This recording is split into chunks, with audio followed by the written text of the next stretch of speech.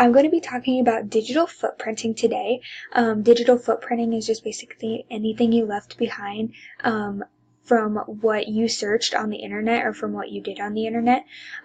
When you're on the internet, it's easy for someone to see anything that you post or put on the internet, such as your passwords, because they can easily find your passwords. They can easily get into any of your accounts that you don't want them to, especially your bank account.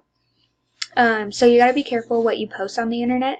Everyone has a digital footprint. It can either be helpful or hurtful for you. I know future employers end up searching you to see if you have a positive or negative digital footprint, and that can easily be a deciding factor of whether they want to hire you or not. So ways to prevent people from stealing all of your information. I'm going to talk a little bit about that and some helpful hints. So one thing is you don't want to post your location because a lot of people can find you and end up following you.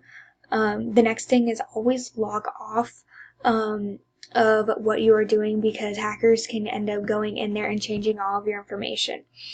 The next thing is you don't want to save your passwords. Even though they may save you time, they may help you in the long run. And the next thing is you want to set your settings on your social media accounts to privacy, so people you don't want to look on don't find any of your pictures or information. Don't set your passwords, don't have the same password for everything, because that can easily help hackers get into all of your accounts. And if you end up selling your laptop, computer, iPhone, or any kind of electronic device, make sure it's completely wiped out so the person who purchased your device doesn't have any of that information.